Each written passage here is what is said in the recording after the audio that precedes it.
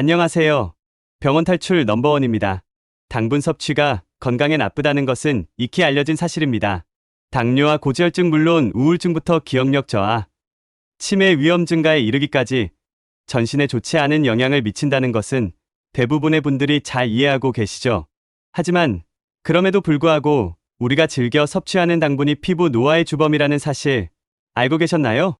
오늘은 우리가 섭취한 당분이 피부 노화에 미치는 영향과 일상 속에서 일어나는 피부 당화를 방지할 수 있는 방법을 소개해드리고자 합니다. 먼저 당분이 피부 노화에 미치는 영향을 알아보겠습니다. 우리가 섭취한 당분은 혈관을 타고 흘러다니다가 피부 진피층의 주성분인 콜라겐에 들러붙는 피부 당화 현상을 일으킵니다. 우리 피부의 콜라겐은 스스로 탄력성을 회복시키는 자생 능력을 가지는데요.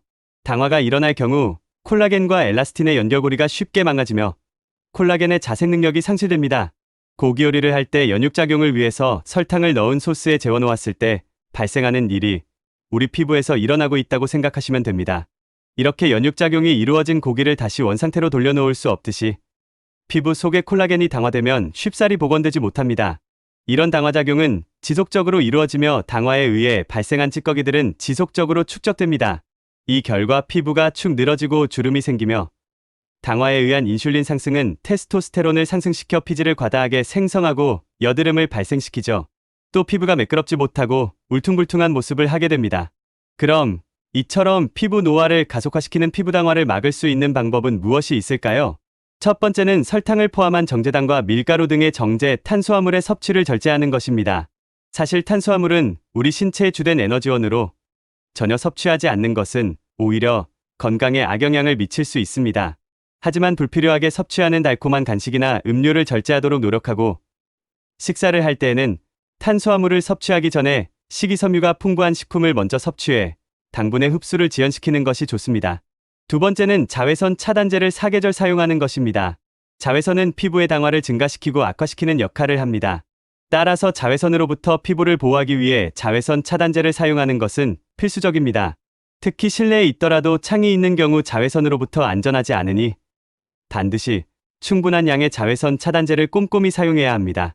셋째, 항당화에 도움이 되는 성분을 섭취하는 것입니다. 대표적인 항당화 영양소는 토마토 종자 추출물로 사포닌의 일종인 라이코페로사이드를 풍부하게 함유해 인체적용 시험에서 섭취에 따른 당화 예방과 피부 탄력 개선이 확인된 바 있습니다. 평소 많이 섭취하시는 코엔자임 Q10, 비타민 E, 글루타치온 등의 항산화 성분 역시 세포 보호와 수복에 도움이 될 수 있으니 꾸준히 섭취하시는 것이 좋습니다. 또 비타민 B1과 비타민 B6 역시 당화로 인해 발생한 찌꺼기를 없애는데 도움을 줄 수 있습니다. 오늘은 당분이 피부 노화에 미치는 영향을 알아보고 생활 속에서 피부 당화를 방지할 수 있는 방법에 대해서 소개해드렸습니다.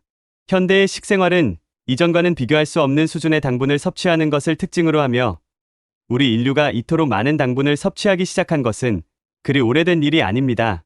따라서 우리 몸은 이처럼 다량의 당분을 소화하고 받아들일 준비가 되지 않았다는 점을 늘 유념하시고 의식적으로 당분으로부터 우리 신체를 보호해 건강하고 아름다운 신체를 유지하시기 바랍니다.